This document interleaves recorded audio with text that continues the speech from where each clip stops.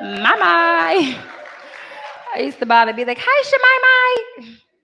Pastor Reed and I have been so blessed to know this young, lovely young woman of destiny.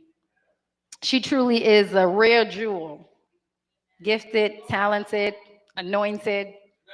And it's really been a blessing to watch this young little girl who used to be on the pew, standing on the pew, when Pastor Rudy and I were youth pastors.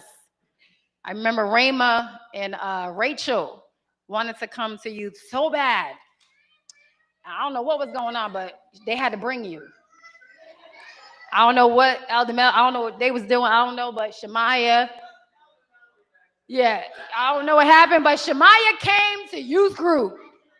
Somebody say there was an age limit, and Shemiah did not meet the age limit. But I can remember we used to have Pastor Reed and I, man, woo, we go way back. We were I was leading worship. Lord help us. I was leading worship, and listen, our young people were on fire for the Lord, and they were just worshiping and raising their hands and stuff. I have to look for the picture. Because she's even in the picture. That's how we know she was standing on the pew. She was standing on the very front pew in between her sister Rama and Rachel. Just, and she was just standing there. And now I look back and I'm like, wow, you was with us from then, girl. But I am so, Pastor Rudy and I are so, so proud of you and your accomplishments and all that God has done in your life. So if we haven't told you enough, we are extremely proud of you. We love you, and it's been a joy.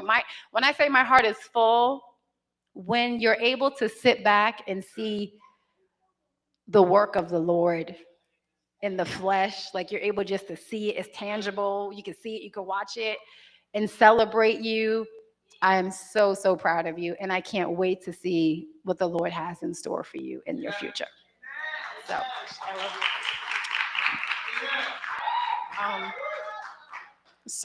I know y'all are probably used to seeing me singing up here. I don't really talk too much because my mom's a talker, so I always let her talk for me. That's the thing about growing up in a family where there's, a mom that's talkative. I'm just used to letting her talk for me. But now I talk. Okay. So,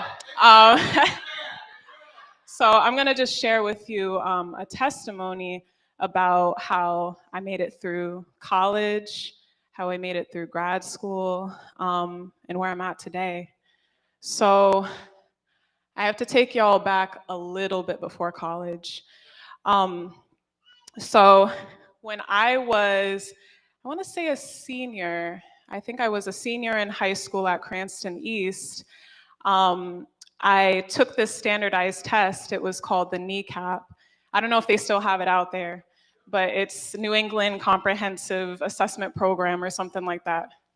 But back in that time, I had to pass that standardized test in order to graduate from high school. It was a crazy requirement, but that's just how it was. So I wound up failing it. And I was like, okay, well, I guess I'm gonna have to take it again. So I took it again, and guess what happened? I failed it. So I failed it twice in a row. And I remember I met with my guidance counselor, and she told me, Shemiah, you're gonna have to look at other options, because she knew I wanted to go to a 4-year college, but she said, you're gonna have to look at other options because I don't think you're gonna graduate from high school. So imagine being told that when you're 17 years old, you're not going to graduate from high school. And I already had all these dreams of like, I'm gonna be a physical therapist. Like, I just knew I wanted to go to a 4-year college, and I knew I would have to go to grad school after. So it was like all those dreams were like just destroyed after she told me that. And I just remember I was feeling so, so depressed during that time. I was like, well, I guess I'm just not going to graduate from high school. I'll have to find alternative ways. But by faith, I kept applying to college though. I didn't lose that because I wanted to make sure that I was going to make it to college. Even though the guidance counselor was telling me, you're not gonna, graduate from high school, I was like, I'm still gonna apply to college just in case. So I remember I applied to all these different schools, and I remember there was a time where I got so many college acceptance letters in the mail that I had a stack of them. I brought it to the guidance counselor's office and I put it on her desk and I showed her. I said, I've been accepted to every single college that I applied to. You gotta let me graduate from high school. And her jaw was on the floor and she said, Shemiah, you're right. We have to let you graduate from high school. This is amazing. You've been accepted to all these different programs. So I remember that's my first testimony that I was accepted to college after being told I wasn't even going to be able to graduate from high school. So that was the first testimony that I'm going to share. I make it into University of Rhode Island, Rhody Rams.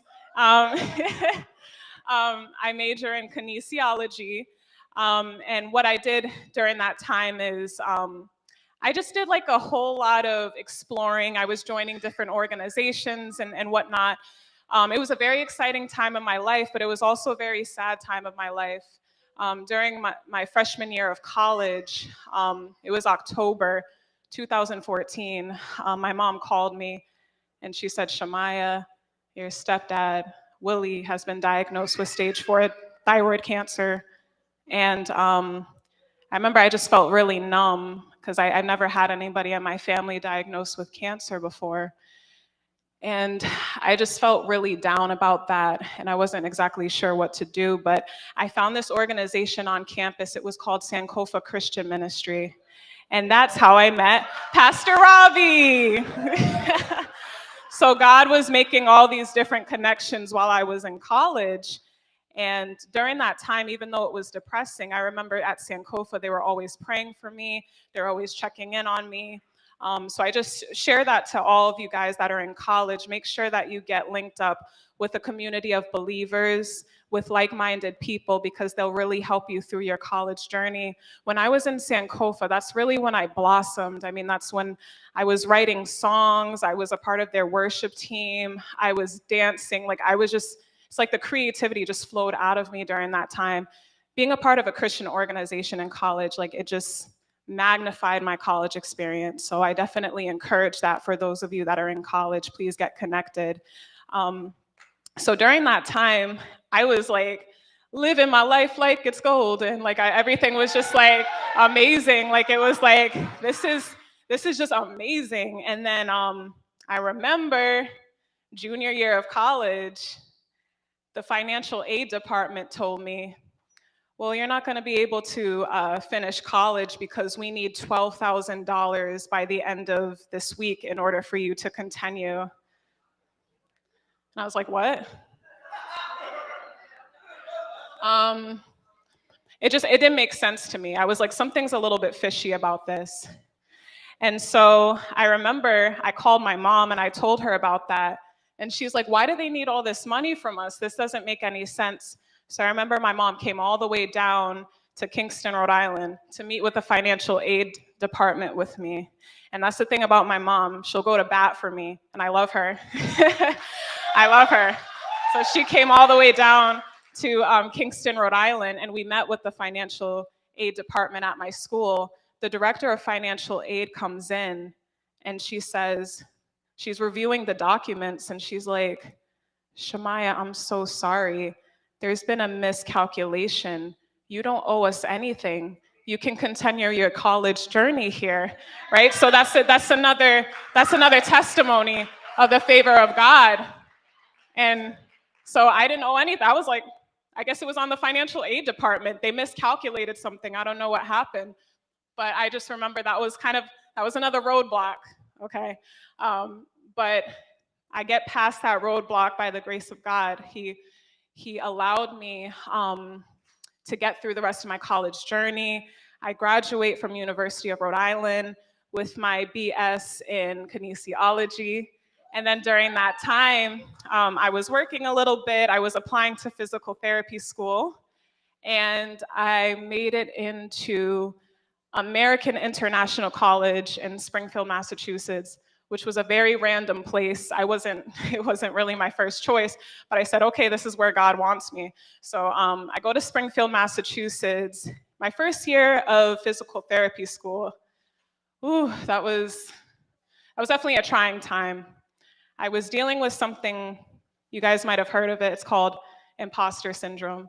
It's just like you're around all these really bright people, very intelligent people, and they're just making you kind of feel like, well, I'm an imposter, I don't know if I should be here, But during that time, I remember I had a meeting with one of my professors. This was my first year of PT school, and I was not doing well in her class. I failed both of her exams. And so she met with me and she said, Shemiah, you gotta pass this last exam or else you're out of the program. And I remember after I met with her, I remember going back to my apartment in Springfield, Massachusetts at that time, and I just felt so numb. Like I felt very lightheaded. I remember I got to my apartment and I just dropped to my knees. My heart was pounding and I just couldn't stop crying because it was like everything just came to my mind in that moment. It was like, you're gonna fail out of the program, you're a failure, you're an imposter. It's just all the lies of the enemy were in my mind during that time. You can't go home to your mom. You can't be there for Willie while he's going through cancer. You're all alone in this apartment. There's nobody here. And I just collapsed. And I don't really know the clinical term for it, but I might have been having a breakdown because it just felt, I was filled with so much anxiety. But during that time, I remember there was a song that came to mind, and it was Made a Way by Travis Green.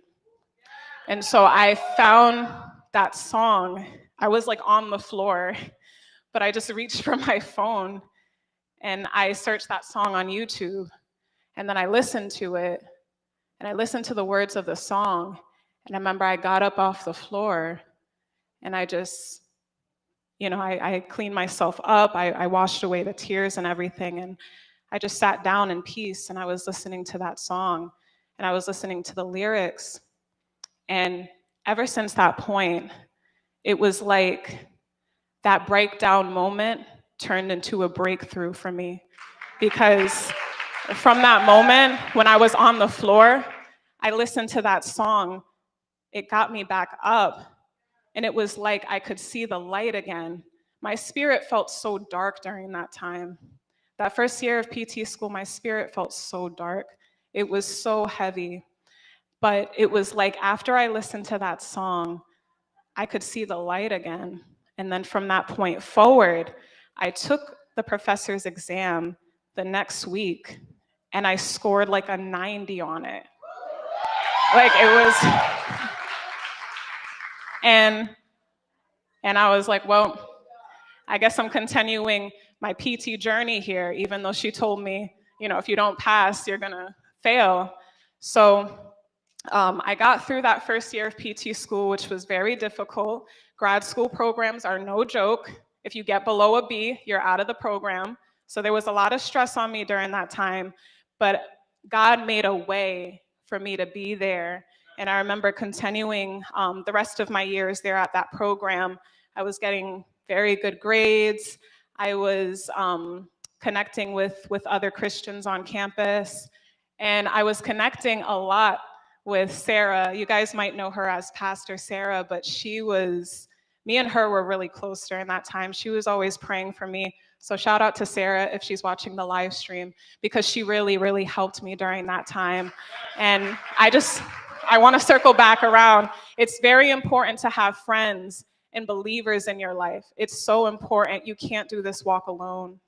I tried that first year of PT school on my own, and I wound up collapsed on the floor. You know what I mean? So it's like you need people to help you get through. You need believers to help you get through those times. And so get through the rest of my program. And then I graduate with my doctorate of physical therapy.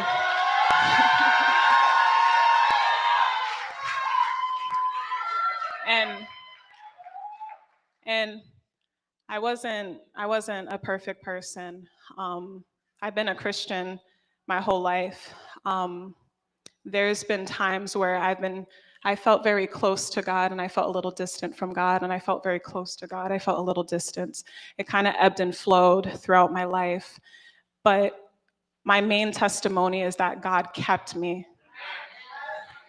Even when I wasn't always thinking of Him, He was always thinking of me. And that's the grace of God. That's the mercy. That's the grace and the mercy of God. But I want to share that testimony with all of you. Even if you're going through a breakdown moment, that breakdown can turn into your breakthrough. And God will make a way for you. As long as it's in God's plan for you, He will make a way. Throughout this whole testimony, if you notice, the pattern was somebody told me I won't be able to finish, but God made a way for me to finish. Whether it was my guidance counselor, my professor, the financial aid department, there was always somebody or something that told me, you can't finish. But God will always allow you to finish what He started in you. So don't lose hope. And as I look back, I'm like, man, it's the favor of God, because I got my doctorate degree after being told I wouldn't even graduate from high school. Like,